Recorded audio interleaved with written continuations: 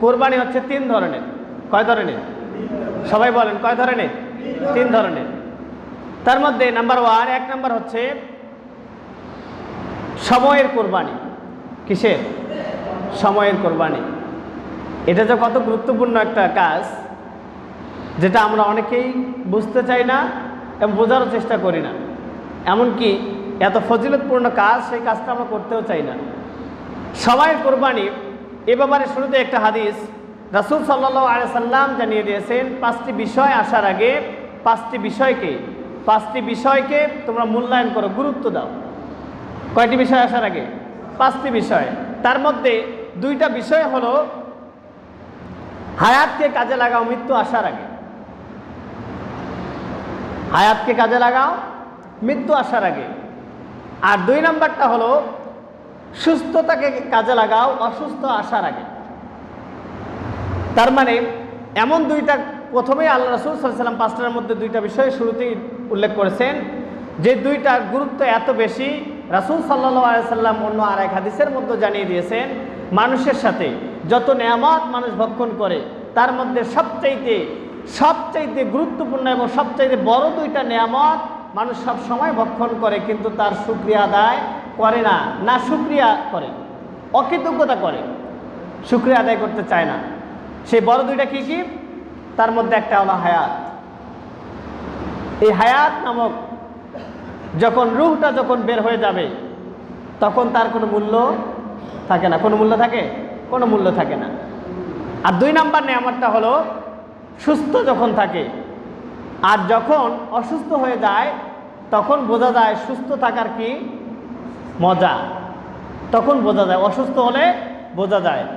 একটা হলো সুস্থতা আর একটা হলো হায়াত। এই 2টা যে বড় নিয়ামত বান্দার জন্যে, মানুষের জন্যে অল টাইম 24 ঘন্টা সে ভক্ষণ করতেছে, কিন্তু সে বুঝতে চায় না। তাহলে রাসূল সাল্লাল্লাহু আলাইহি সাল্লাম জানিয়ে দিলেন, 5টা জিনিস আসার আগে 5টি বিষয়কে তোমরা মূল্যায়ন করো, 5টি গুরুত্বপূর্ণ বিষয়টাকে তোমরা মূল্যায়ন করো। তার মধ্যে 1 নাম্বার হলো হায়াতকে কাজে লাগাও মৃত্যু আসার আগে, আর 2 নাম্বারটা হলো সুস্থতাকে কাজে লাগাও অসুস্থতা আসার আগে। তাহলে বোঝা যায় সময় যে কোরবানি, এটার গুরুত্ব অনেক বেশি। একটু ভাবুন তো দেখি, দিন এবং রাতে কত ঘন্টা? সবাই বলেন। জানেন না মনে হয়? সবাই জানেন না? সবাই জানেন না? কম আছে, সন্দেহ আছে মনে হয়। 22 ঘন্টা হয় না? কত ঘন্টা হয়? 24 ঘন্টা। এই যে 24 ঘন্টা আল্লাহ পাক আমাদের জন্য নির্ধারণ করে দিলেন দিন এবং রাতের মধ্যে। কাদের জন্য? কাদের জন্য দিয়েছেন? আমাদের জন্যে। দিনে ঘন্টাগুলো দিলেন, আমরা কাজ করি, আমরা পরিবারের জন্য খাবারের ব্যবস্থা করি, অর্থ উপার্জনের পিছনে ছুটি, আমাদের ব্যক্তিগত কাজে সব কিছু ব্যয় করি। এরপর রাতে দিলেন, সেই রাতের সময়গুলো আমরা ঘুমের মধ্যে কাটিয়ে দিচ্ছি। কিন্তু একটু চিন্তা করেছেন, 24টা ঘন্টা যে রব দিল আমাদেরকে আমাদের নিজের কাজের জন্য, সেই 24 ঘন্টার মধ্য থেকে মাত্র কয়েক ঘন্টা সময় তার ইবাদতের জন্য কি ব্যয় করা যায় না? যায় কি না? একটু চিন্তা করুন তো। 5 ওয়াক্ত নামাজ, 5 ওয়াক্ত নামাজ পড়তে কত ঘন্টা লাগবে আন্দাজে? ধরে নেন কত ঘন্টা? 2 থেকে 2.5 ঘন্টা সময়, এর বেশি তো লাগার কথা নয়। আরও যারা সুন্নত নফল বেতর পড়ে না, তাদের হিসাব বাদেই দিলাম, মাত্র 17 রাকাত ফরজ নামাজ পড়তে কত ঘন্টা সময় লাগবে? 1 থেকে 1.5 ঘন্টা, এর বেশি তো লাগার কথা নয়। তাহলে আপনাকে আল্লাহ পাক 24 ঘন্টা সময় দিলেন, এর মধ্য থেকে মাত্র 1 থেকে 1.5 ঘন্টা অথবা 1.5 থেকে 2 ঘন্টা সময় যদি আপনি আল্লাহর পথে ব্যয় না করেন, সময়ের যদি কোরবানি আল্লাহর পথে না করেন, এই সময়টুকু যদি ব্যয় না করেন, তাহলে আপনার উপর সম্পদ নিসাব পরিমাণ এসেছে, তার কারণে আপনি না হলে কোরবানি করলেন, কিন্তু আপনার অল টাইম 24 ঘন্টা যেখানে আল্লাহ পাক আপনাকে সময় দিলেন, সেই সময় থেকে কিছু সময় রবের জন্য কোরবানি করা যায় না? যায় কি না? কিন্তু একটু চিন্তা করুন, এই সময়টুকু আমরা সেটাও কোরবানি করতে চাই না।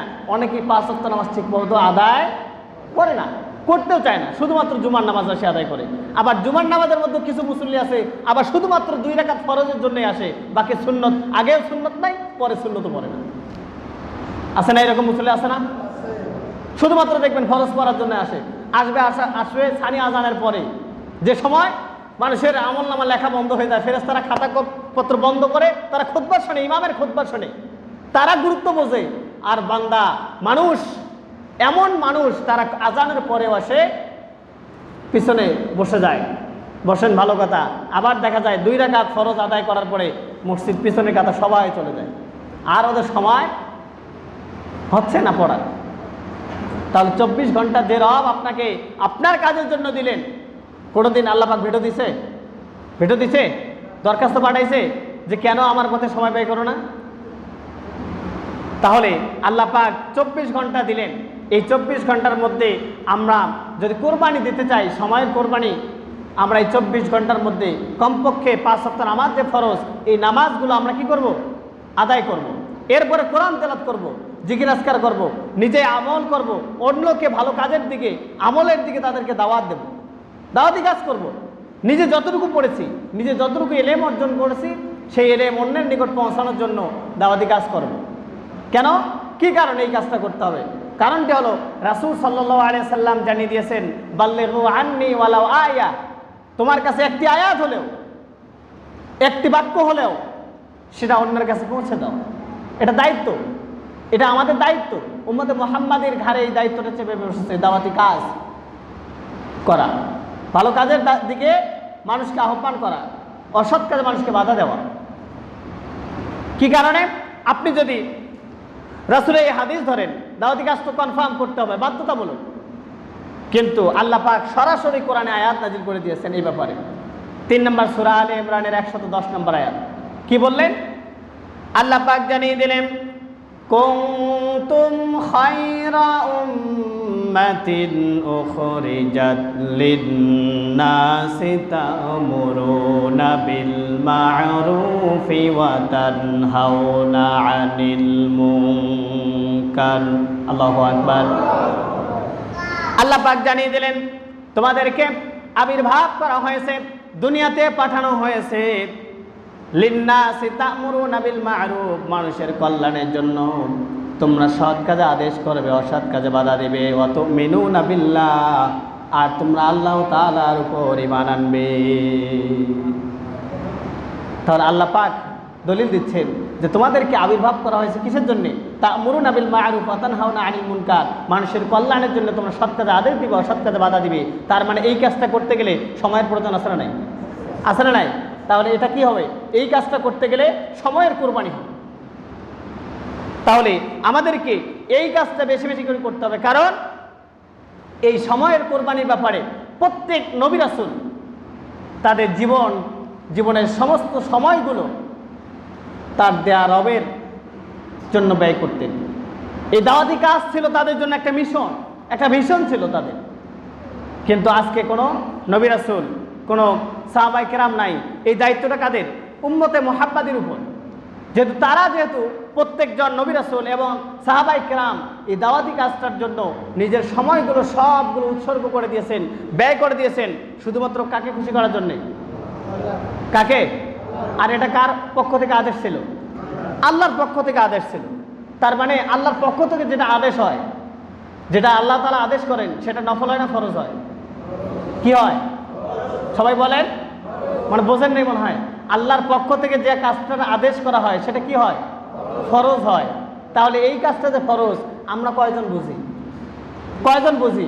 আপনি যদি ভাবেন যে হুজুর আপনারা পড়ছেন, কেতাবাদি পড়ছেন, আপনারা হলে দাওয়াতি কাজ করেন, আমরা কিছুই জানি না। আপনি তো কমপক্ষে নামাজ যে পড়তে হয় এটা তো বোঝেন, আপনি নিজে পড়েন, আরেকজনকে দাওয়াত দেন, এটা তো আপনার জ্ঞান আছে কিনা? আপনি সূরা ফাতিহা জানেন, সহিভাবে তেলাওয়াত করতে জানেন, আরেকজন জানে না, তাকে শেখান, এটাও তো দাওয়াতি কাজের অন্তর্ভুক্ত হবে।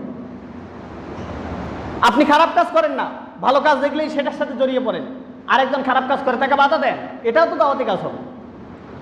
তাহলে এই কাজটা ছিল আল্লাহ তাআলার পক্ষ থেকে ফরজ। কেমন করে?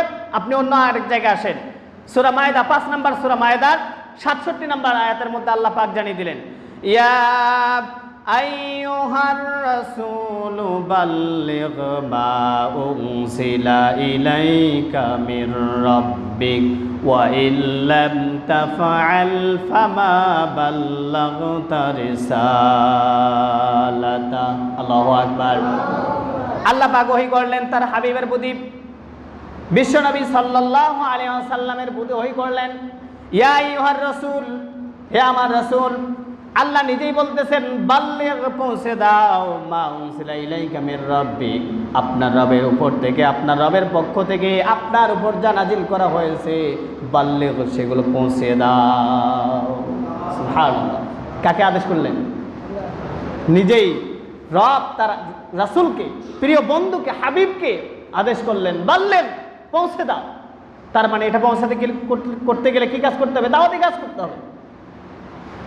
আল্লাহ পাক আরেকটা ওই আয়াতের শেষের দিকে বললেন ওয়াইন লাম তাফআল, ওয়াইন, আর যদি লাম তাফআল, যদি তুমি এটা না করো, ফামা বাল্লাগতা রিসালাতাহু, আপনার উপরে যে রিসালাতের দায়িত্ব দেওয়া হলো, তাহলে এই দায়িত্ব তুমি পালন করলে না। তাহলে এই দাওয়াতি কাজ যদি না করা হয়, উম্মতে মুহাম্মাদের উপর যে দায়িত্ব রাসূল সাল্লাল্লাহু আলাইহি সাল্লাম রেখে গেলেন, এই দায়িত্ব যদি আমরা পালন না করি, তাহলে আমাদের বেলায় কি হবে? আমরা উম্মতে মুহাম্মাদি হওয়ার পরে এই দায়িত্ব যদি পালন না করি, আমরা কি রাসূলের উম্মত দাবি করতে পারবো? সম্ভব নয়। এই জন্য আমাদেরকেও এই দায়িত্ব বহন করতে হবে, এই দায়িত্ব পালন করতে হবে। আমাদেরকে সময়ের কোরবানি দিতে হবে। এর মাধ্যমে যেমন কোরবানি, এই জিলহজ মাসে যেমন কোরবানিটা ওয়াজিব অথবা সুন্নাত কারো উপরে পড়ে গেছে, ঠিক তেমনইভাবে প্রত্যেক জনের উপরে এই দাওয়াতি কাজ করতে গিয়ে সময়ের কোরবানির জন্য নেশাব পরিমাণ সম্পদেরও দরকার। নেশাব পরিমাণ সম্পদ লাগে? দাওয়াতি কাজ করতে গেলে নেশাব পরিমাণ সম্পদের প্রয়োজন হয়? সেটা প্রয়োজন হয় না। এটা সবার জন্য ফরজ। সবাইকে, যার যতটুকু জানা আছে, এলেম আছে, ততটুকু দিয়েই কাজ করবে। এরপরে দেখেন আল্লাহ রাসূল সাল্লাল্লাহু আলাইহি সাল্লামের উপরে এই ওহী করা হলো। এরপরে কোরআনে আল্লাহ পাক আর এক জায়গায় জানিয়ে দিলেন, ৭১ নম্বর সূরা নূহের ১ম নম্বর আয়াত, ১ নম্বর আয়াতের মধ্যে আল্লাহ পাক জানিয়ে দিলেন, ইন্না আরসালনা নূহান ইলা কওমিহি আন আনযির কওমাকা মিন ক্বাবলি আয়াতিয়াহুম আযাবুন আলীম। আল্লাহু আকবার। আল্লাহ পাক চমৎকার করে জানিয়ে দিলেন, ইন্না, নিশ্চয়ই, আরসালনা, আমরা প্রেরণ করলাম, নূহ আলাইহিস সালামকে ইলা কওমিহি, তার সম্প্রদায়ের নিকট, আন আনযির কওমাকা, তার সম্প্রদায়কে সতর্ক করার জন্য, হুঁশিয়ারি করার জন্য, তাদেরকে ফিরে আনার জন্য, মিন ক্বাবলি আয়াতিয়াহুম আযাবুন আলীম, তাদের নিকট কঠিন শাস্তি আসার আগে, কঠিন আযাব আসার আগে তাদেরকে সতর্ক করার জন্য।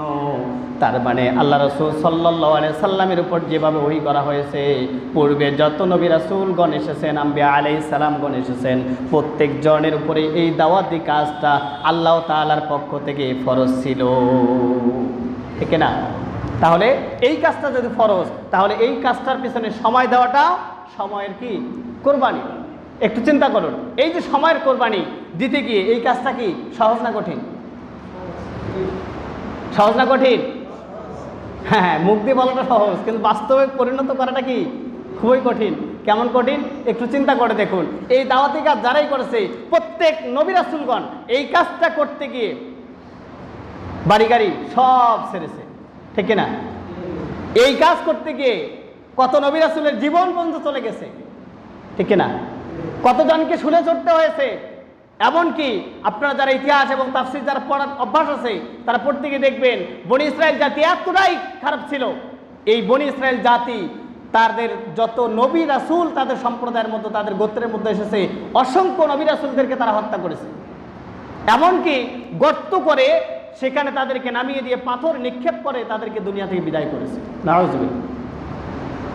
এমনও আম্বিয়া আলাইহিস সালামকে এই দাওয়াতি কাজ করতে গিয়ে জীবন পর্যন্ত দিতে হয়েছে, তাদেরকে গর্ত করে নামিয়ে দিয়ে করাত এনে তাদেরকে মাথা থেকে পা পর্যন্ত 2 টুকরা পর্যন্ত করে ফেলা হয়েছে। কাজটা কি সহজ না কঠিন? হ্যাঁ, মুখ দিয়ে বলা সহজ, আমি তো শুরুতেই বলছি, মুখ দিয়ে বলাটা সহজ, কিন্তু বাস্তবে করাটা খুবই কঠিন। কেমন কঠিন? এরপরে দেখেন সাহাবায়ে কেরামদের জীবনীতে দেখেন, সাহাবায়ে কেরাম এই দাওয়াতি কাজ করতে গিয়ে উত্তপ্ত বালির উপর তাদেরকে শুয়ে দেওয়া হয়েছে, ঠিক না? এরপরে আগুনের অঙ্গার তৈরি করে তাদেরকে আগুনের অঙ্গার মধ্যে শুয়ে দিয়ে পিঠির গোস্তগুলো আলাদা করা হয়েছে। এরপরে এই দাওয়াতি কাজ করতে গিয়ে জীবন পর্যন্ত দিতে হয়েছে। ফাঁসির রশিতে ঝুলতে হয়েছে, ঠিক তেমনি সময়ের পরিক্রমায়, সময়ের পরিবর্তনের মাধ্যমে এই দাওয়াতি কাজ করতে গিয়ে আমরা যেটা সবাই জানি, আল্লামা শফি রহমতুল্লাহ আলাই এত বড় মাপের একজন আলেম, এই দাওয়াতি কাজ করতে গিয়ে যখন নিজে আমল করেছে, আরেকজনকে আমলের তাগিদ দিয়েছে, এই কাজ করতে গিয়ে তিনি আল্লামা থেকে তেতুল হুজুর পর্যন্ত হয়েছে। ঠিক না? উপাধি আসে নাই? আসছে কিনা জানেন না মনে হয়।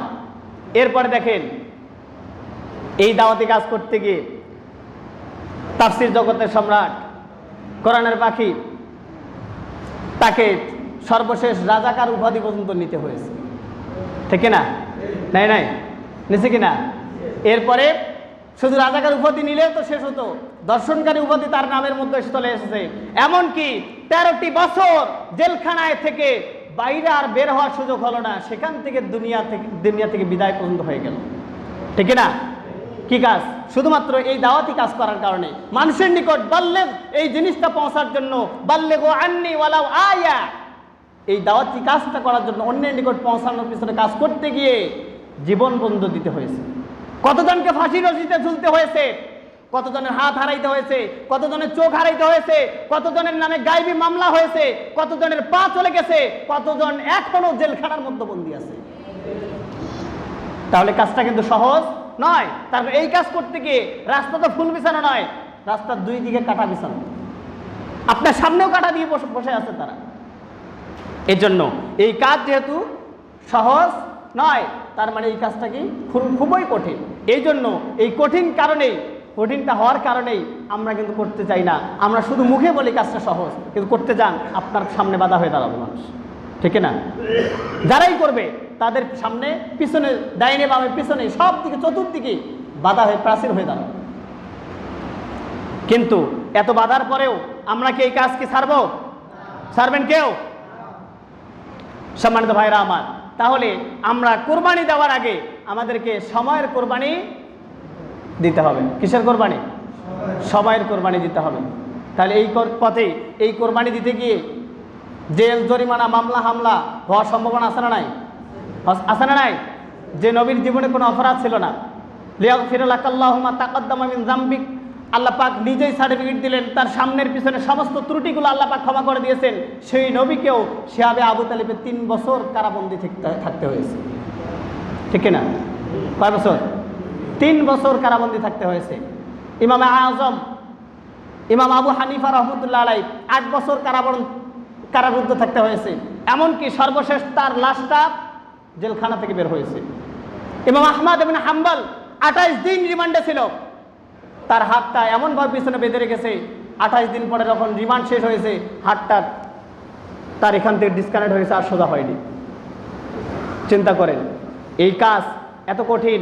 এই জন্য কঠিন হওয়ার পরেও আমরা কি করব? সময়ের কোরবানি দেওয়ার জন্য যত বাধা, যত বিপত্তি আসুক না কেন, আমরা এগুলো পরোয়া না করে আল্লাহর দেওয়া ফরজ হুকুমটা পালন করার জন্য জীবনের সর্বোচ্চ শক্তি দিয়ে, সর্বোচ্চ সবটুকু সময় দিয়ে আমরা আল্লাহ তাআলার পথে ব্যয় করবো। এই কাজটা ব্যয় করবো ইনশাআল্লাহ। করবো তো সবাই? কাজটা করবো তো? তাহলে প্রথম নাম্বার কোরবানি হলো কিসের কোরবানি? সবাই বলে সময়ের কোরবানি। সম্মানিত ভাইয়েরা আমার, এত কঠিন এই কাজটা, যেহেতু কাজটা কঠিন, এই জন্য আল্লাহ পাক তাদের মর্যাদার ব্যাপারে সরাসরি কোরআনে আয়াত দিলেন, ওয়ামান আহসানু কাওলাম মিম্মান দাআ ইলাল্লাহি ওয়া আমিলা সালিহান ওয়া ক্বালা ইন্নানি মিনাল মুসলিমিন। আল্লাহ পাক জানিয়ে দিলেন, ওয়ামান আহসানু কাওলাম মিম্মান দাআ ইলাল্লাহ, তার কথার চাইতে আর কার কথা উত্তম হতে পারে? যে ব্যক্তি দাআ ইলাল্লাহ, আল্লাহর দিকে মানুষকে আহ্বান করে এবং বলে ওয়াকালা ইন্নানি মিনাল মুসলিমিন, নিজে সৎ আমল করে আর পরিচয় দেয় যে আমি একজন মুসলমান। সম্মানিত ভাইয়েরা আমার, বিশ্বনবী জনাবে মুহাম্মদুর রাসূলুল্লাহ কালকে কি বলেন? বলেন সাল্লাল্লাহু আলাইহি ওয়াসাল্লাম জানিয়ে দিলেন, এই দাওয়াতি কাজ যারা করবে, এই যে সময় ব্যয় করবে, জমিনের মধ্যে চলাফেরা করবে, যত টাকা পয়সা খরচ করবে, বিশ্বনবী জানিয়ে দিলেন মান ইগবারতাত কদামাহু ফি সাবিলিল্লাহি হারামাহুল্লাহু আলান নার। আল্লাহু আকবার। বিশ্বনবী জানিয়ে দিলেন, বুখারীর বর্ণনা এসেছে, যে ব্যক্তি এই দাওয়াতি কাজ করতে গিয়ে যারা সময়ের কোরবানি দিবে, সময় যারা আল্লাহর পথে ব্যয় করবে, খরচ করবে, টাকা পয়সা যারা ব্যয় করবে, এই কাজ করতে গিয়ে যারা যত শ্রম দিবে, ব্যয় করবে, সময় ব্যয় করবে, এই সময়ের কারণে তার জন্য আল্লাহ পাক হারামাহুল্লাহুন নার, জাহান্নাম হারাম করে দিবে। যদি সম্পদ যখন নেশাব পরিমাণ হয় তখন না কোরবানি হয়, ওয়াজিব অথবা সুন্নত হয়ে যায়। কিন্তু তার আগে যে তার কাছে যতটুকু সম্পদ আছে সম্পদের কোরবানি দিতে হবে। তার মানে জাকাত, দান সাদাকা করতে হবে। জাকাত ফরজ হলে জাকাত আদায় করতে হবে, সব সময় দান করতে হবে।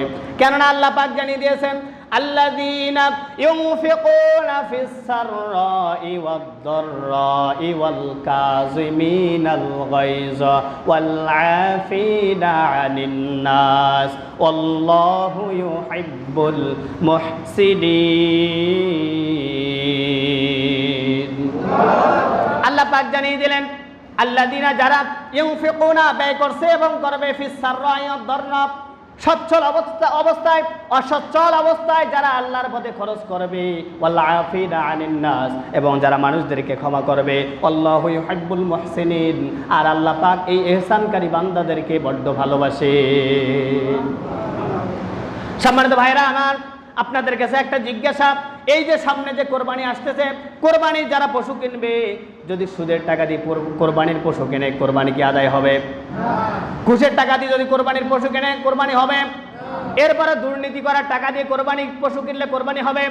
টেন্ডারবাজি করেছে, চাঁদাবাজি করেছে, বোনকে ঠকিয়েছে, ভাইকে ঠকিয়েছে, ফুপুর সম্পত্তি ঠকিয়ে দিয়েছে, এই ঠকানো সম্পদ দিয়ে, আত্মসাৎকৃত সম্পদ দিয়ে যদি কোরবানির পশু, যত বড় পশু হোক না কেন, বাংলাদেশের শ্রেষ্ঠ পশুটা গরুটা যদি কোরবানি দেয়, তার কোরবানি মনে হয় হবে? হবে না? না, এত বড় পশু কিনলো তারপর হবে না। কেন হবে না? তার কারণ আল্লাহ পাক জানিয়ে দিয়েছেন, লা ইয়ানালাল্লাহা লুহুমুহা ওয়ালা দিমাউহা ওয়ালাকিন ইয়ানালুহুত তাকওয়া মিনকুম। আল্লাহু আকবার। আল্লাহ পাক জানিয়ে দিয়েছেন, লা ইয়ানালাল্লাহ, আল্লাহর নিকট পৌঁছে না, লুহুমুহা, তোমরা যে কোরবানি দাও তার গোশত, ওয়ালা দিমাউহা, এর রক্ত, টাকা পয়সা, ধন সম্পদ, যত বড় সম্পদশালী হও না কেন, কোনো কিছুই আমার নিকট পৌঁছে না। ওয়ালাকিন ইয়ানালুহুত তাকওয়া, শুধুমাত্র কেবলমাত্র একমাত্র পৌঁছে তোমাদের অন্তরের খবর। তাহলে এই দুর্নীতি করা, আত্মসাৎকৃত সম্পদ দিয়ে, টেন্ডারবাজি করার টাকা দিয়ে, সুদের টাকা দিয়ে, ঘুষের টাকা দিয়ে কোরবানি যদি না হয়, তাহলে এই দুর্নীতি করা, আত্মসাৎকৃত টাকা, সুদের টাকা, ঘুষের টাকা, এগুলো মনে হয় আল্লাহর পথে খরচ করলে আল্লাহ মনে হয় গ্রহণ করবে। করবে? বিশ্বাস হয় না সন্দেহ লাগতেছে? কেন কবুল করবে না? আমার মুখের কথা নয়, আল্লাহ পাক দলিল দিচ্ছেন 2 নম্বর সূরা বাকারা 267 নম্বর আয়াত, ইয়া আইয়ুহাল্লাযীনা আমানু আনফিকু মিন তাইয়্যিবাতি মা কাসাবতুম ওয়া মিম্মা আখরাজনা লাকুম মিনাল আরদ ওয়া লা তায়াম্মামুল খাবিসা মিনহু তুনফিকুন। আল্লাহ পাক জানিয়ে দিলেন, ইয়া আইয়ুহাল্লাযীনা আমানু, ওই ইমানদারগণ শোনো শোনো, আনফিকু, তোমরা ব্যয় করো, মিম্মা, মিন তাইয়্যিবাতি মা কাসাবাতুম, তোমরা যেগুলো উপার্জন করো, তোমরা যেভাবে হাতের যে কামাইগুলো, এর মাধ্যমে যে উপার্জন হয়, অর্থ সম্পদ যেগুলো জোগাড় করেছো, জমা করেছো, এগুলো থেকে ব্যয় করো। ওয়া মিম্মা আখরাজনা লাকুম মিনাল আরদ, এবং তোমাদের জন্য আমি জমিন থেকে যেগুলো উৎকীর্ণ করে দিয়েছি, তোমাদের জন্য রিজিক হিসেবে দিয়েছি, সেগুলো থেকে ব্যয় করো।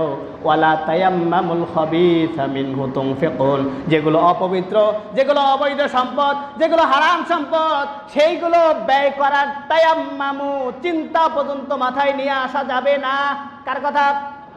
আল্লাহ বলতেছেন। তাহলে সুদের টাকা ব্যয় করা, বলেন, সুদের টাকা ব্যয় করা কোন পথে? আল্লাহর পথে ব্যয় করা যাবে? ঘুষের টাকা আল্লাহর পথে দান করা যাবে? দুর্নীতি করার টাকা আল্লাহর পথে দান করা যাবে? টেন্ডারবাজি করার টাকা আল্লাহর পথে দান করা যাবে? বোনকে, ভাইকে, ফুফুকে ঠকিয়েছেন, সেই টাকা আল্লাহর পথে খরচ করা যাবে? এগুলো যদি আল্লাহর পথে খরচ করা না যায়, সেইগুলো দিয়ে কোরবানি যত বড় পশুই কেনেন না কেন, সেই টাকা দিয়ে পশু কিনলেও কোরবানি আপনার আদায় হবে। এই জন্য পৌঁছবে কি আল্লাহর নিকট? পৌঁছবে কি? শুধুমাত্র তাকওয়া, পরেশগারিতা। এই জন্য আমরা অর্থের কোরবানি দেওয়ার আগেই আমাদেরকে সব সময় কার পথে ব্যয় করতে হবে? সচ্ছল অসচ্ছল অবস্থায়, কম আছে কম করে ব্যয় করেন, বেশি আছে বেশি করে ব্যয় করতে হবে।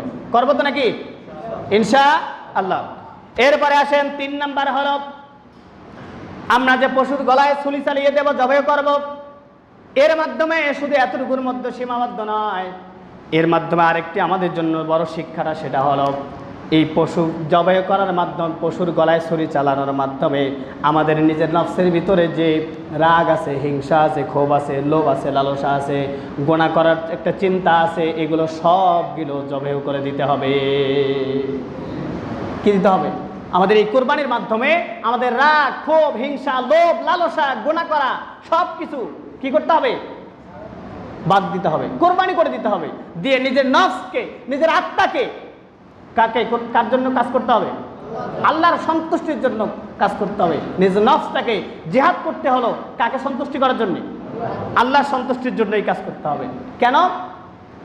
আল্লাহ পাক জানিয়ে দিলেন, ওয়ালিকুল্লি উম্মাতিন জাআলনা মানসাকাল লিয়াযকুরু ইসমাল্লাহি আলা মা হাদাকুম। আল্লাহ পাক জানিয়ে দিলেন, ওয়ালিকুল্লি উম্মাতিন জাআলনাকুম, প্রত্যেক জাতির জন্য, প্রত্যেক উম্মতের জন্য এই কোরবানিটা আমি নির্ধারণ করে দিয়েছি। আর যারা পশু কিনবে তাদের এই পশুগুলোর উপর আল্লাহর নাম নেবে। তার মানে প্রত্যেক জাতির জন্য কোরবানির বিধানটা ফরজ ছিল। কেমন করে দেখেন, সবার জন্য তো পশু কোরবানিটা ছিল না। কিসের কোরবানি ছিল? হযরত ইউসুফ আলাইহিস সালামের জীবনীতে যদি যারা পড়েছেন তারা জানেন, হযরত ইউসুফ আলাইহিস সালাম কোরবানি দিয়েছেন কিসের? নিজের নফসের কোরবানি। কেমন করে?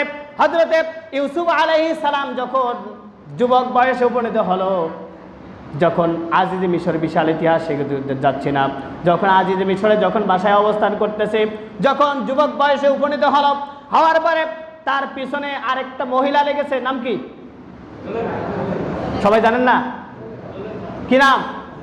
ওই যে গান শোনেন না, প্রেম করেছেন ইউসুফ নবী, তার প্রেমেতে জুলেখা বিবি, নাম শোনেন নাই? আসলে কি ইউসুফ আলাইহিস সালাম প্রেম করছেন? এই সব গান যারা মাইক বাজায়, এদের রাস্তায় পেলে মাইকটা করে বন্ধ করে দেবেন। তার কারণ এই গানের মাধ্যমে ইউসুফ আলাইহিস সালামের উপর কি দেওয়া হয়? কি দেওয়া হয়? অপবাদ দেওয়া হয়। আল্লাহ পাক সরাসরি ইউসুফ আলাইহিস সালামের চরিত্রের ব্যাপারে আয়াত নাযিল করেছেন। সুবহানাল্লাহ বলবেন না? তাহলে এইরকম গান আজ থেকে যারা শুনবেন রাস্তায় ঘাটে অথবা আইসক্রিম বেকারি যে দোকানে বাজে না কেন, কি করবেন? বন্ধ করে দেবেন। এটা দায়িত্ব। হয়তো তারা জানে না, তার কারণে বাজায়। এই জন্য এটা যারা শুনছেন, আজকে আলোচনা শুনলেন, এই গানগুলো কি করবেন? বন্ধ করে দেবো ইনশাআল্লাহ। তাহলে ইউসুফ আলাইহিস সালাম যখন যুবক বয়সে যখন উপনীত হলো, তার পিছনে কে পড়ে গেল? জুলাইখা। কিন্তু ইউসুফ আলাইহিস সালাম কি করেন নাই? এটাকে গ্রহণ করেননি, অ্যাকসেপ্ট করেন নাই। কেমন করে? তার কারণ প্রত্যেক জন মানুষের সাথে কি আছে? নফস। কি আছে? নফস আছে না নাই? এখানে একজন আত্মলব্ধ দেখিয়েছে, হুজুর আমার নফস নাই। আছেন এরকম? প্রত্যেকজনের কি আছে? নফস আছে। এই নফসটার কাজ কি? নফস মানে আত্মা। এই আত্মা যেহেতু আছে, এই আত্মা আমাদের প্রত্যেক জনের আত্মা কি করে? আমাদেরকে সবসময় গুনার কাজের দিকে আহ্বান করে, ধাবিত করে। কি করে? গুনার কাজের দিকে। নফস এমন একটা প্রতিবেশী, যে নফসটাকে আপনি খাওয়ান, আপনি লালন পালন করেন, কিন্তু ক্ষতি করে কার? ক্ষতি করে কার? নিজের ক্ষতি করে, মানুষের কিন্তু ক্ষতি করে না। এ এমন চোর, প্রতিবেশী, বন্ধু প্রতিবেশী চোরে। এ নিজের ভিতরে থাকে, নিজের উপার্জনকৃত সম্পদ খায়, আবার নিজের চুরি করে। ঠিক না? তাহলে নফস সবসময় কি করে? আপনাকে গুনার দিকে ধাবিত করার চেষ্টা করে। ঠিক তেমনইভাবে এই নফস ইউসুফ আলাইহিস সালামকেও দেখেন কিভাবে গুনার কাজের দিকে নিয়ে যায়, কিন্তু হেফাজত করেছেন কে? কে হেফাজত করেছেন?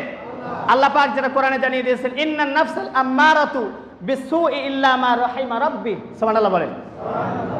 সরাসরি নফস মানুষকে সব সময় গুনার দিকে ধাবিত করে, বিসসুই খারাপ কাজের দিকে, ইল্লা মা রাহিমা রাব্বি শুধুমাত্র কেবলমাত্র ওই নফসগুলো বেঁচে যায় যে নফসের উপর রব রহম করে। সুবহানাল্লাহ বলবেন না? তাহলে ইউসুফ আলাইহিস সালামও কি করেছেন? তার নফসের কারণে নফস সব সময় তাকে গুনার কাজের দিকে নিয়ে যাওয়ার জন্য চেষ্টা করেছে, কিন্তু হেফাজত করেছেন আল্লাহ। যখন বিশাল ইতিহাস, যখন ইউসুফ আলাইহিস সালামকে দাওয়াত দিয়ে আহ্বান করলো, জুলাইখা যখন তার কামরার মধ্যে নিয়ে গেল, পার্সোনাল কামরার মধ্যে যখন নিয়ে গেল, কোনো মুফাসসিরিন কেরামগণ বলেছেন 7টা দরজা, বাবন 7টা দরজা অতিক্রম করে নিয়ে গেছে, কিন্তু প্রত্যেকটা দরজায় তালা ঝুলিয়েছে। কোনো তাফসীরে 10টা দরজা পার করে নিয়ে গেছেন, প্রত্যেক দরজায় কি লাগাইছেন? তালা লাগাইছেন। নিয়ে যাওয়ার পরে কি হলো দেখেন, ওয়ালাকাদ হাম্মাত বিহি ওয়া হাম্মা বিহা লাউলা আর-রা বুরহানা রাব্বি কাযালিকা লিনাসরিফা রিফআনহু সুআ ওয়াল ফাহশা ইন্নাহু মিন ইবাদিনাল মুখলাসিন। আল্লাহু আকবার। ইউসুফ আলাইহিস সালামকে দাওয়াত দিয়ে নিয়ে যাওয়ার পরে, আহ্বান করার পর নিজের পার্সোনাল কামরার মধ্যে জুলাইখা আহ্বান করার পরে খারাপ কাজের দিকে তাকে ধাবিত করার চেষ্টা করলো, আহ্বান করলো, কিন্তু এই আহ্বানে ইউসুফ আলাইহিস সালাম সাড়া দেয় নাই। আল্লাহ পাক জানিয়ে দিলেন, ওয়ালাকাদ, অবশ্যই, হাম্মাত বিহি, যখন জুলাইখা তাকে আহ্বান করেছে, খারাপ কাজের জন্য যখন আহ্বান করেছে, এরপরে কি হলো, ওয়াহাম্মা বিহা, ইউসুফও তার আহ্বানে সাড়া দিত। সুবহানাল্লাহ বলেন। জুলাইখা যখন আহ্বান করেছে, ইউসুফ কি করতো? আহ্বানে কি করতো? সাড়া দিত। কে বলতেছেন? আল্লাহ বলতেছেন, ওয়াহাম্মা বিহা, জুলাইখাও সাড়া দিত। লাও, আল্লাহ যোগ করে দিলেন, লাও লা, যদি না আমি আর-রা বুরহানা রাব্বি, আমি রব যদি তাকে উজ্জ্বল দৃষ্টান্ত প্রমাণ যদি তার সামনে উপস্থিত না করতাম, তাহলে ইউসুফ জুলাইখার প্রেমে আসক্ত হয়ে যেত। সুবহানাল্লাহ বলবেন না? ওই যে নফস মানুষকে কি করে? গুনার কাজের দিকে ধাবিত করে। এই নফস ইউসুফ আলাইহিস সালামকে গুনার কাজের দিকে নিয়ে গেছে, কিন্তু রাহিমা রাব্বি, রহম করেছেন কে? হেফাজত করেছেন কে? আল্লাহ হেফাজত করেছেন। ঠিক আল্লাহ পাক বলতেছেন, বুরহানা রাব্বি, আমি যদি তাকে যদি বুরহান, উজ্জ্বল প্রমাণ, উজ্জ্বল দৃষ্টান্ত যদি না দেখাইতাম, তাহলে সে গুনার সাথে জড়িত হয়ে যেত। এই বুরহানা রাব্বি এর ব্যাখ্যায় 3টা তাফসীর, 3টা মত দিয়েছেন। কয়টা মত? 3টা। সংক্ষিপ্ত সময় আমি এই 3টা মত বলে আলোচনা শেষ করব ইনশাআল্লাহ। বুরহানা রাব্বি, এই বুরহানের ব্যাখ্যায় সর্বপ্রথম তাফসীর ইবনে কাসির প্রণেতা তিনি উল্লেখ করেছেন, এই বুরহানকে বোঝানো হয়েছে আল্লাহ পাক সরাসরি ওই সময় তার মনের ভিতরে একটা চিন্তা জাগিয়ে দিয়েছেন। কি চিন্তা? ওয়া ইন্না আলাইকুম লাহাফিজিন কিরামান কাতিবিন। ওয়া ইন্না আলাইকুম লাহাফিজিন, আমাদের হিসাব সংরক্ষণকারী আছে না নাই? কিরামান কাতিবিন, সম্মানিত লেখক দ্বয়, লেখক বীরেন্দ্র। আমরা তো জানি যে কেরামান কাতিবিন, একজন নাম কেরামান আর একজন নাম কাতিবিন, ঠিক না? কিন্তু না, কেরামান মানে সম্মানিত, কাতিবিন মানে লেখক দ্বয়। তার মানে আমাদের যে লেখক যারা আছে, তারা আমাদের সংরক্ষক, হিসাবকারী যারা আছেন, এরা চেঞ্জ হয়, সকাল এবং বিকালে চেঞ্জ হয়, 1জন 2জন নয়। এই জন্য কাতিবিন শব্দ ব্যবহার করেছেন। তাহলে আমরা সেদিকে যাচ্ছি না। তাহলে আমাদের যে হিসাব রক্ষক যারা আছে, এই কথাটা তার উপর চিন্তা আল্লাহ পাক দিয়েছেন। এরপর আরেকটা আয়াত আল্লাহ পাক এখানে জানিয়ে দিয়েছেন, ওমা তাকুনা ফি শানিন, ওয়া ইউসুফ, তুমি যেখানেই থাকো না কেন, যে কাজের ভিতরে থাকো না কেন, সেই কাজের ব্যাপারে আমি রব খেয়াল করতেছি, দেখতেছি। সুবহানাল্লাহ। কালকে বাড়ি থাকো, আর একটু জোরে বলেন সুবহানাল্লাহ। বললে কি গুনাহ হবে? কষ্ট হচ্ছে? কষ্ট হলে আলোচনা বন্ধ করে দিই। তাহলে প্রথম তাফসীর ইবনে কাসির মত দিয়েছেন, এই বুরহান হলো আল্লাহ পাক কি করেছেন, তাকে সতর্ক করেছেন। 2 নাম্বার তাফসীরে খাজেন প্রণেতা তিনি বলেন, এই বুরহানের ব্যাখ্যায় ইউসুফ আলাইহিস সালাম এবং জুলাইখা যখন এক ঘরের মধ্যে চতুর্দিকে দরজা জানালা সবকিছু বন্ধ, ওই সময় ইউসুফ আলাইহিস সালামকে সতর্ক করলেন। দেয়ালের মধ্যে দেখলেন তার বাবা ইয়াকুব আলাইহিস সালাম হাতে মুখ দিয়ে লজ্জিত অবস্থায় বসে আছেন। আর একটু জোরে বলেন। দেয়ালের মধ্যে কাকে দেখলেন? তার বাবা ইয়াকুব আলাইহিস সালামকে দেখলেন এইরকম করে হাত মুখে দিয়ে লজ্জিত অবস্থায় বসে আছে। যখন একটা গুনার কাজ, সন্তান যত বড় খারাপ হোক না কেন, বাবাকে দেখলে কি করবে? আর কোনো কাজটা করবে? আর কিন্তু করবে না। 3 নাম্বার তাফসীরে কুরতুবী প্রণেতা তিনি বলেন, এই বুরহান দ্বারা বোঝানো হয়েছে, যখন ইউসুফ এবং জুলাইখা যখন এক ঘরের মধ্যে, ওই সময় মিশরের প্রত্যেকটা ঘর বাড়ির মধ্যে আগুনের প্রদীপ জ্বলতো। ঘরের মধ্যে প্রদীপ চেনেন আপনারা? ওই যে হিন্দুরা অমাবস্যার রাতে আগুন দেয় না, এটা কি বলে আপনারা? হ্যাঁ, চেরাক। আচ্ছা, চেরাক ধরেন ওটাই। এই মিশরের প্রত্যেকটা ঘরে এই চেরাক চলতো, মানে বাতি। চেরাগ মানে কি? বাতি জ্বলতো, মিসবাহুল, বাতি জ্বলতো প্রত্যেকটা ঘরের ভিতরে। তো যখন ইউসুফ আলাইহিস সালাম বুঝতে পারলেন জুলাইখা এখন আর দেরি করবে না, আমার উপর ঝাঁপিয়ে পড়বে, আমার সরাসরি আমার উপর আক্রমণ করবে, আমার উপর ঝাঁপিয়ে পড়বে, এই চিন্তাটা যখন তার মাথার ভিতরে এসেছে, বুঝতে পেরেছে, একটু ইউসুফ আলাইহিস সালাম সরে দাঁড়াইছে। ইউসুফ থেকে সরে দাঁড়ানোর মাধ্যমে আগুনের একদিকে জুলাইখা, আরেকদিকে ইউসুফ পড়ে গেছে। ইউসুফ আলাইহিস সালাম ওই সময় আগুনের মধ্যে লক্ষ্য করলেন জুলাইখা যে এত সুন্দরী, এই সুন্দরী চেহারা আখিরাতে যখন জাহান্নামে তাকে দিবে এই অপরাধের কারণে, তখন আর ওই চেহারা থাকবে না। সুবহানাল্লাহ বলবেন না? এই সুন্দর চেহারা কি থাকবে না? থাকবে না। তখন ইউসুফ আলাইহিস সালাম আরো বেশি সাবধান হলেন। সুবহানাল্লাহ। আল্লাহ পাক সেটা জানিয়ে দিলেন, লাউলা আর বুরহানা রাব্বি, যখন রব তাকে উজ্জ্বল প্রমাণ দেখিয়েছেন তখন ইউসুফ আলাইহিস সালাম সতর্ক হয়েছেন। না হলে এই উজ্জ্বল প্রমাণ যদি না দেখাইতো, ইউসুফ আলাইহিস সালাম কি হয়ে যেত? গুনার মধ্যে ডুবে যেত। এই জন্য নফসের যে কোরবানি দেখেন, ইউসুফ আলাইহিস সালাম নফসের কোরবানি কিভাবে দিয়েছেন, এত সুযোগ থাকার পরেও খারাপ কাজের সাথে জড়িত হয় নাই। তাই এখান থেকে আমি যুবক ভাইদের উদ্দেশ্য করে বলবো, এখন আপনার প্রতি আমার প্রতি আর ওহী আসবে না, এই সিস্টেম নাই। তাহলে আমাদেরকে সতর্ক হতে হবে। আজকে জুলাইখা নাই, কিন্তু জুলাইখার মতো সুন্দরীরা সব জায়গায় আজকে বসে গেছে, সব জায়গায় আছে। আপনি যেখানে যান না কেন, স্কুল বলেন, মাদ্রাসা বলেন, ইউনিভার্সিটি বলেন, যেখানেই যান না কেন, সব জায়গায় আজকে জুলাইখারা তাদের চেহারাকে প্রকাশ করে বসে আছে। শুধুমাত্র কেবলমাত্র আজকে দাদা বাবু দেশেরা, আজকে ইহুদি খ্রিস্টানরা তারা মিশন হাতে নিয়েছে মুসলিম জাতির সন্তানদেরকে নষ্ট করার জন্য, তাদের ভিতর থেকে ইমানকে হারানোর জন্য, ইমানকে দূর করার জন্য এই মিশনটা তারা কাজে লাগাচ্ছে। এই জন্য আমাদেরকে ওই ফাঁদের মধ্যে পা দেওয়া যাবে না। আমাদেরকে সতর্ক হতে হবে। কাকে ভয় করে? কাকে ভয় করে? নফসের ভিতরে লাগাম লাগাইতে হবে। কি লাগাইতে হবে? লাগাম, চেরেন। হ্যাঁ, ঘোড়ার যে লাগাম লাগায়, লাগাম ছাড়া ঘোড়া আটক করা সম্ভব হয়? যায়? ঘোড়া বাদ দেন, আপনার বাড়িতে যারা গরু পুষতেছেন, পালন করতেছেন, কোরবানি ঈদের জন্য বড় সারটা আপনি একাই বের করতে পারেন? কেন পারেন না? যে শক্তিটা বের করার সময় দুইজন দুই দিকে রশি লাগাইতে হয়, আবার মুখে কি পড়াইতে হয়? কি? মুখেরই। আচ্ছা, মুখেরই লাগাইছেন, লাগার পরে এরপরও দেখা যাচ্ছে তাকে সামনে আরেকজন ঘাস নিয়ে যায়। কেন যায়? ওই ঘাস খাওয়ার লোভে লোভে সে বাজারের দিকে যাবে। সে তো বুঝতেছে না যে কোরবানির জন্য বিক্রি হতে যাচ্ছে, ঘাস খাওয়ার লোভে লোভে বাজার দিকে যাবে। দুই দিকে দুইজন রশি লাগাইছে, পিছনে আরেকজন চাবুক নিয়ে আসে, লাঠি নিয়ে আসে, থাকে কিনা? যদি তেরি বেরি করে পাশার মধ্যে ডাং লাগিয়ে দেওয়া হবে, হয় না? তাহলে গরুটা বুঝলেন, গরুর ক্ষেত্রে গরু ছটফট করলে যাতে লাইন ছাড়া বেলাইনে যদি না যাতে করে না যায়, এই জন্য লাগাম পরাইলেন, সামনে ঘাস নিলেন, পিছনে লাঠি নিলেন। আপনার নফস যে আপনার ক্ষতি করতেছে, আপনাকে সব সময় গুনার দিকে ধাবিত করতেছে, এই নফসটাকে কিভাবে কন্ট্রোল করবেন? আমার এক ওস্তাদ বলতো, নফসটাকে লাগাম পরাইতে হবে। কি পরাইতে হবে? লাগাম। কিসের লাগাম পরাইতে হবে? তাকওয়ার লাগাম পরাইতে হবে। কিসের? নফসটাকে কিসের লাগাম পরাইতে হবে? তাকওয়ার লাগাম। তার মানে তাকওয়া মানে কি? আল্লাহ ভীতি। আপনি যেখানে থাকেন না কেন, আপনি প্রকাশ্যে থাকেন, গোপনে থাকেন, একাকী বিছানার মধ্যে আছেন, ল্যাপের নিচে শুয়ে আছেন, দেখছেন কি? ওই সময় গোনার কাজের সাথে, অশ্লীল ভিডিওর সাথে, আরেকজন মেয়ের সাথে, জুলাইখার সাথে কথা বলা যাবে? কে দেখবেন? কেউ দেখেন। আপনার বাবা মা, ভাই বোন, আত্মীয় স্বজন, পাড়া প্রতিবেশী কেউ দেখে না। দেখেন কে? এই ভয় থাকতে হবে। এই তাকওয়ার লাগাম নফসের মধ্যে পরাইতে হবে। 2 নাম্বার, চাবুক হিসেবে জাহান্নামের শাস্তিকে ব্যবহার করতে হবে। যখন এই গুনার কাজের দিকে যাবেন, আপনাকে ভয় থাকতে হবে, আমি আজকে গুনাহ করতেছি, এই অবস্থায় যদি মারা যায়, যাবো কোথায়? কোথায়? জাহান্নামের শাস্তি মনে হয় মামার বাড়ি আর নানার বাড়ির মধুর হাড়ি, ঠিক না? তাহলে এই শাস্তির ভয় দিয়ে ব্যবহার করতে হবে, বারবার তাড়া দিতে হবে, এই গুনার কাজ করা যাবে না, জাহান্নামে আমাকে দিবে। গুনার কাজ করা যাবে না, জাহান্নামে দিবে। খারাপ কাজ করা যাবে না। রাস্তা হাঁটতেছি, আর একটা সুন্দর জোলাখা যাচ্ছে, তার দিকে নজর দিকে খারাপ দৃষ্টিতে তাকা যাবে না, ঠিক না? এরপর জান্নাতকে খাবার হিসেবে, ঘাস হিসেবে ব্যবহার করতে হবে।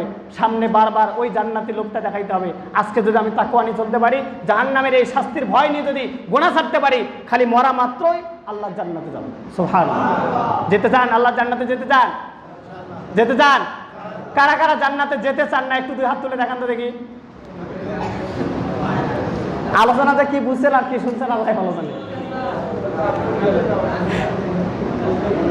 সবাই আল্লাহ জান্নাতে যেতে চান? গোনা করে না গোনা ছাড়া? গোনা করলে আল্লাহ জান্নাত আল্লাহ দিবে? দিবে? তাহলে গুনাহ আমাদেরকে করা যাবে। জান্নাতে যারা যেতে চান, গুনাহ ছাড়তে যারা রাজি, দুহাত তুলে আল্লাহকে দেখান। লিল্লাহি তাকবীর। আল্লাহ পাক আমাদের সবাইকে গুনাহমুক্ত জীবনযাপন করার তৌফিক দান করুক। আয় আল্লাহ, তুমি সাক্ষী থাকো, আজকে জুমার দিনে তোমার বান্দারা দুহাত তুলে তোমাকে সাক্ষী রাখতেছে, আজ থেকে আর গুনাহর সাথে আমরা জড়িত হব, গুনাহর সাথে জড়িত হব, খারাপ কাজ করব ইনশাআল্লাহ। হাত নামান। তাহলে ইউসুফ আলাইহিস সালাম যেভাবে নফসকে হেফাজত করেছেন, আমরা এই নফসকে তাকওয়ার লাগাম করে, জান্নাতকে খাবার হিসেবে ব্যবহার করে, ঘাস হিসেবে ব্যবহার করে, জাহান্নামকে চাবুক হিসেবে ব্যবহার করে আমাদের নফসকে কন্ট্রোল করবো ইনশাআল্লাহ। তাহলে কোরবানি যদি দিতে হয়, এই 3 ধরনের কোরবানি আমাদেরকে আগে উপস্থিত করতে হবে ইনশাআল্লাহ।